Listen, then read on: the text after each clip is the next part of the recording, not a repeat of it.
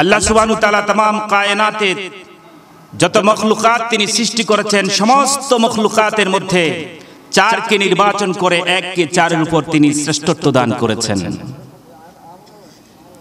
যেমন অসংখ্য গণিত ফেরেশতাদের মধ্যে হযরতে জিবরাইল, হযরতে মিকাইল, হযরতে আজরাইল, হযরতে ইসরাফিল আলাইহিস সালামকে নির্বাচন করে হযরতে জিবরাইল আলাইহিস সালামকে সকল ফেরেশতাদের উপর তিনি শ্রেষ্ঠত্ব দান করেছেন। 100 সহিফা এবং কিতাবগুলোর মধ্য থেকে তাওরাত, জবুর, ইনজিল, কোরআন এই চারটি কিতাবকে নির্বাচন করে কোরআনে মাজিদকে সকল কিতাবের উপর তিনি শ্রেষ্ঠত্ব দান করেছেন। 1,24,000 পয়গম্বর, মতান্তরে 2,24,000 পয়গম্বরকে সৃষ্টি করে হযরত ইব্রাহিম খলিলুল্লাহ, হযরতে মুসা কালিমুল্লাহ, হযরতে ঈসা রূহুল্লাহ, হযরতে মুহাম্মদুর রাসূলুল্লাহ সাল্লাল্লাহু আলাইহি ওয়াসাল্লাম এই চারজনকে নির্বাচন করে হযরতে মুহাম্মদ আরবি সাল্লাল্লাহু আলাইহি ওয়াসাল্লামকে সকল নবী রাসূলদের উপর শ্রেষ্ঠত্ব দান করেছেন। সকল নবীদের উম্মতদের মধ্য থেকে একমাত্র মুহাম্মদ আরবি সাল্লাল্লাহু আলাইহি ওয়াসাল্লামের উম্মতের মধ্যে হযরতে আবু বকর সিদ্দিক ইবনে কুহাফ, হযরত ওমর ইবনুল খাত্তাব, হযরত উসমান ইবনে আফফান, হযরত আলী ইবনে আবি তালিব রাদিয়াল্লাহু তাআলা আনহুম আজমাইন এই চারজনকে নির্বাচন করে হযরত আবু বকর সিদ্দিক রাদিয়াল্লাহু তাআলা আনহুকে সকল উম্মতের মধ্যে শ্রেষ্ঠত্ব দান করেছেন। সকল মসজিদগুলোর মধ্য থেকে মসজিদে হারাম, মসজিদে নববী, মসজিদে বাইতুল মুকাদ্দাস, মসজিদে তুর সিনা এই চারটি মসজিদকে নির্বাচন করে মসজিদে হারামকে সকল মসজিদের উপর তিনি শ্রেষ্ঠত্ব দান করেছেন। পৃথিবীর সমস্ত স্থানগুলোর মধ্য থেকে মক্কাতুল মুকাররমা, মদিনাতুল মুনাওয়ারা, হজ, মুহররম, শাবান, রমজানকে নির্বাচন করে রমজানুল মুবারককে তিনি সকল মাসের উপর শ্রেষ্ঠত্ব দান করেছেন। সমস্ত দিনগুলোর মধ্য থেকে ইয়াউমুল জুমআ, ইয়াউমুল আরাফা, ইয়াউমুল ঈদাইন, ইয়াউমে আশুরা এই চারটি দিনকে নির্বাচন করে আরাফার দিনকে সকল দিনের উপর তিনি শ্রেষ্ঠত্ব দান করেছেন। সমস্ত রাতগুলোর মধ্য থেকে লাইলাতুল কদর, লাইলাতুল বারাত, লাইলাতুল মিরাজ, লাইলাতুল জুমআ এই চারটি রাতকে নির্বাচন করে লাইলাতুল কদরকে তিনি সকল রাতের উপর শ্রেষ্ঠত্ব দান করেছেন। ইতিহাস প্রমাণ করেছে স্রষ্টার সৃষ্টির সকল শ্রেষ্ঠত্ব বিষয়গুলো একমাত্র মুসলমানদের ইতিহাসের সাথে জড়িত, অন্য কোন ধর্মের ইতিহাসের সাথে জড়িত নয়। আল্লাহ সুবহানাহু ওয়া তাআলা এই পৃথিবীতে অসংখ্য ধর্ম রয়েছে, সকল ধর্মের মধ্যে একমাত্র ইন্নাদ-দীনা ইনদাল্লাহিল ইসলাম, এই ইসলাম ধর্মকে আল্লাহ পাক মনোনীত করেছেন। এই ইসলাম ধর্মের সাথেই সকল সৃষ্টির শ্রেষ্ঠত্ব বিষয়গুলোর ইতিহাস জড়িত, অন্য কোন ধর্মের সাথে তা জড়িত নয়। এজন্য ভাইরা, আল্লাহ পাক ইনসান জাতিকে আশরাফুল মখলুকাত হিসেবে সৃষ্টি করেছেন, সৃষ্টির সেরা আশরাফুল মখলুকাত ঘোষণা করেছেন। এই সৃষ্টির সেরা জাতি, যত প্রাণী পৃথিবীতে আল্লাহ পাক সৃষ্টি করেছেন সকল প্রাণী একসময় ধ্বংস হবে, মানুষের একসময় মৃত্যু হবে। আমার পূর্বের বক্তা জনাব মুফতি মুফাসসির হুসাইন সাহেব দামাত বরকাতুহুল আলিয়া মৃত্যু সম্পর্কে কিছু আলোচনা করেছেন। মাশাআল্লাহ, আমিও কিঞ্চিত পরিমাণ ওইদিকে যাচ্ছি ওনার ধারাবাহিকতা অনুযায়ী। সকল প্রাণী যা কিছু আল্লাহ সুবহানাহু ওয়া তাআলা সৃষ্টি করেছেন সকলকে একদিন মৃত্যুবরণ করতে হবে।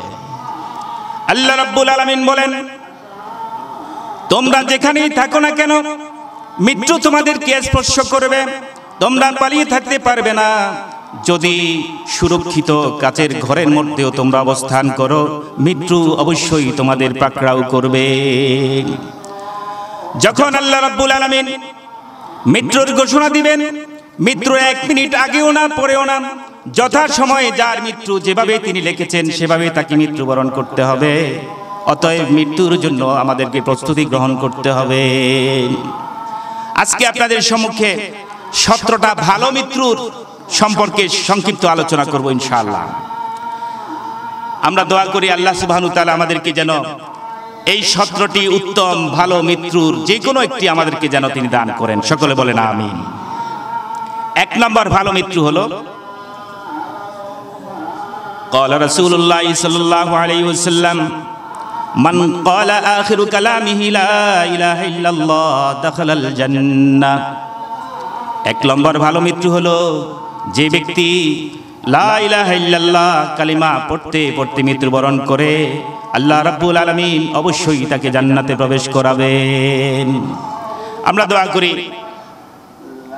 আমার সাথে এবং সামনে যারা বসে আছেন, মাইকের আওয়াজ যতটুকু যায়, সম্মানিতা মা ও বোনেরা সহ, আল্লাহ পাক যেন আমাদের সকলকে মৃত্যুর সময় কালিমা নসিব করেন।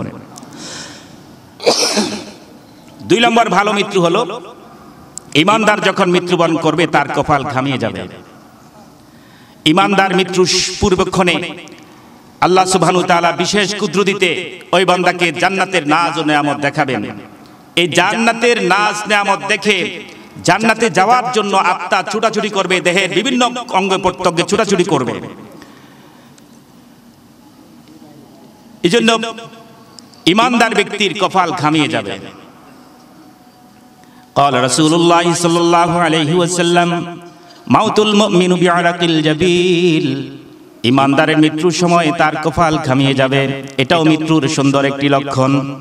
আবার যাদের কপাল ঘামিয়ে যাবে না তাদেরকে আমরা জাহান্নামী মনে করব না, এটা একটা ভালো একটা লক্ষণ।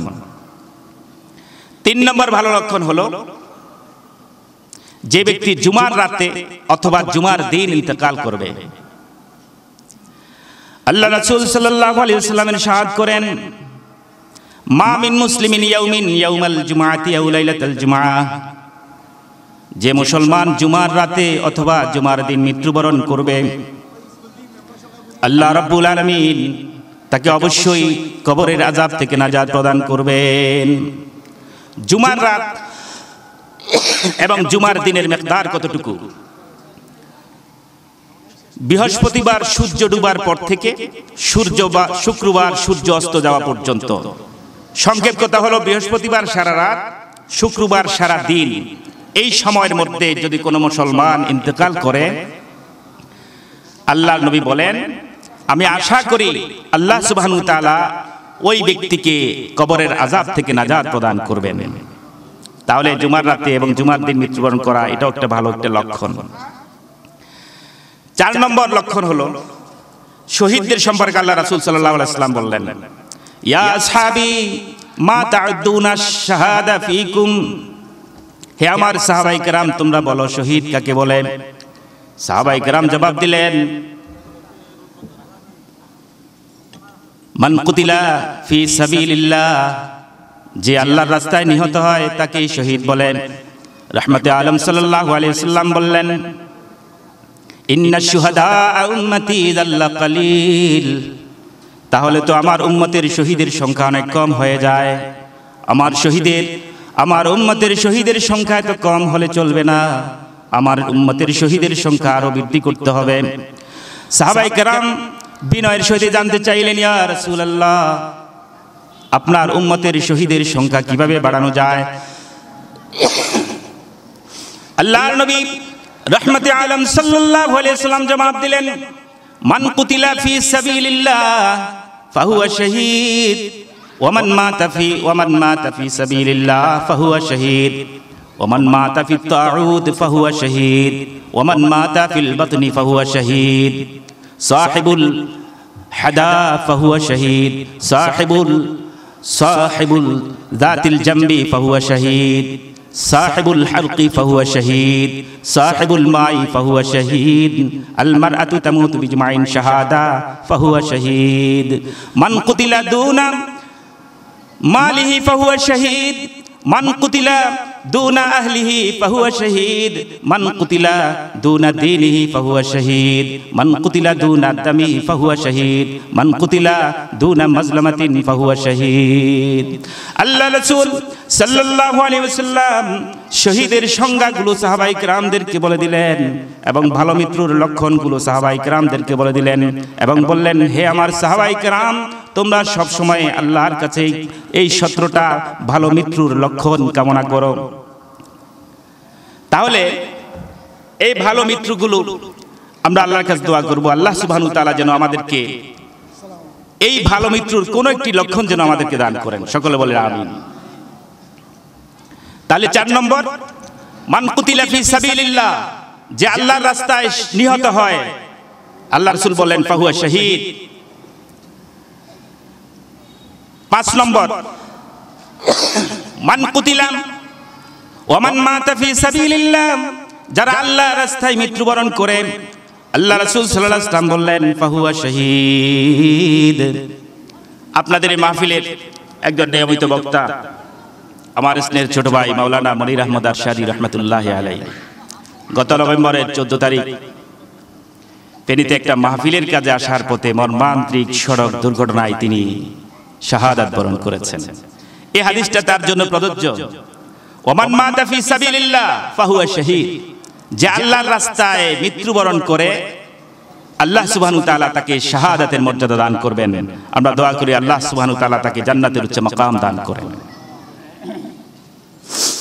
5 নম্বর হলো আল্লাহ রাসূল সাল্লাল্লাহু আলাইহি ওয়াসাল্লাম বলেন ওয়ামান মাতা ফি তাউদ, যে ব্যক্তি কঠিন রোগাক্রান্ত হয়ে মৃত্যুবরণ করেন, করোনায় আক্রান্ত হয়ে মৃত্যুবরণ করে, কঠিন রোগাক্রান্ত হয়ে যে ব্যক্তি মৃত্যুবরণ করে, রহমতে আলম সাল্লাল্লাহু আলাইহি ওয়াসাল্লাম বললেন ফাহুয়া শাহীদ, তাকেও আল্লাহ রাব্বুল আলামিন শাহাদাতের মর্যাদা দান করবেন।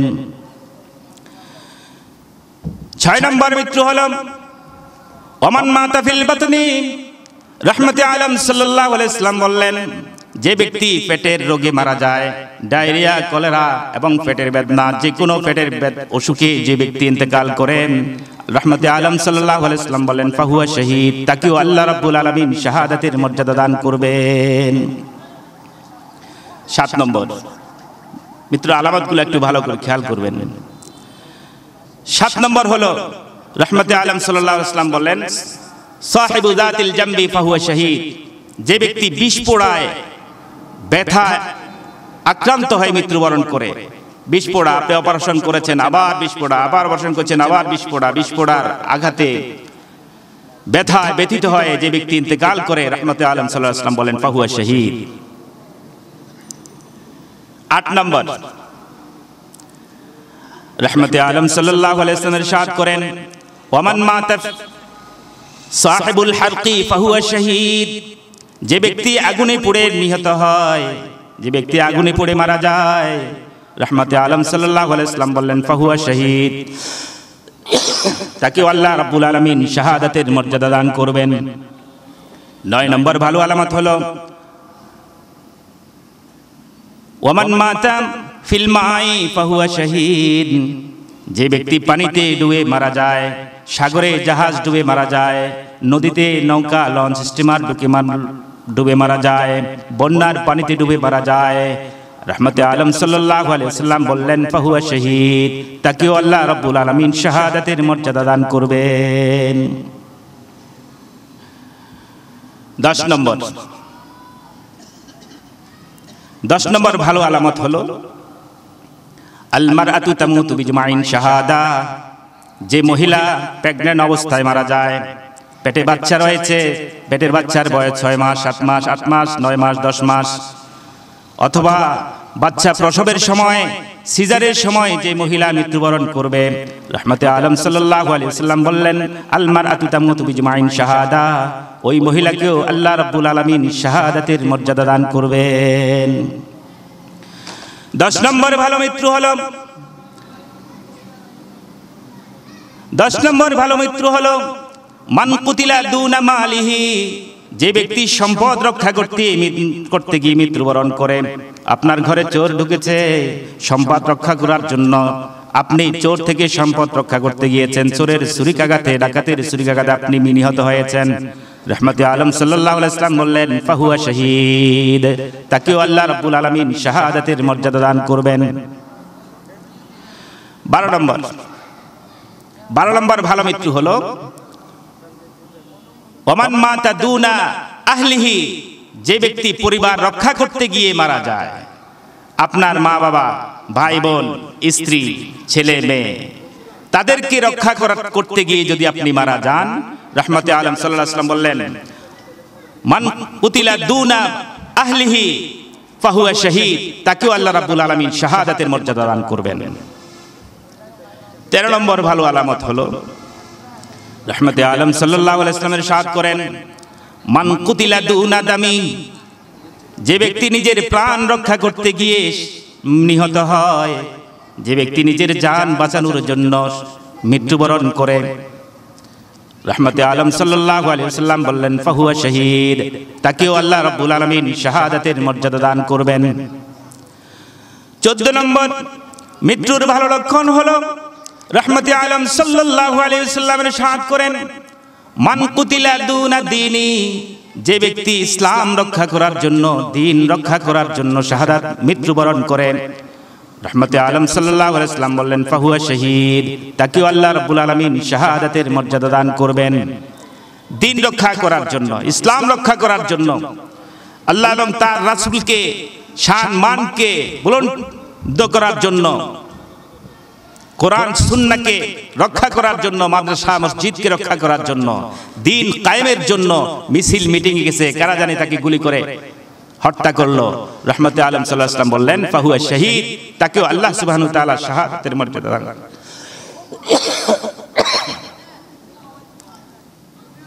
15 নম্বর ভালো আলামত হলো মান কুতিলা দুনা মাজলামাতি ফাহুয়া শাহীদ, যে ব্যক্তি জালেমের অত্যাচার থেকে রক্ষা পাওয়ার জন্য জুলুম প্রতিহত করতে গিয়ে মৃত্যুবরণ করেছে, রাহমাতে আলম সাল্লাল্লাহু আলাইহি ওয়াসাল্লাম বললেন ফাহুয়া শাহীদ, তাকেও আল্লাহ রাব্বুল আলামিন শাহাদাতের মর্যাদা দান করবেন। 15 নম্বর ভালো আলামত হলো মান তাসাদ্দাকা বিসাদাকাতিন কুতিবা লাহু বিহা দাখালাল জান্নাহ, যে ব্যক্তি একটু আগে সদকা করেছে, সদকা করার পর কোনো কারণে ওই ব্যক্তি যদি নিহত হয়, মৃত্যুবরণ করে, রাহমাতে আলম সাল্লাল্লাহু আলাইহি ওয়াসাল্লাম বললেন ওই ব্যক্তিকে আল্লাহ রাব্বুল আলামিন অবশ্যই জান্নাতে প্রবেশ করাবেন। আমরা দোয়া করি আল্লাহ সুবহানাহু ওয়া তাআলা যেন এই মৃত্যুর ভালো লক্ষণগুলির যে কোনো একটি লক্ষণ আমাদেরকে দান করেন।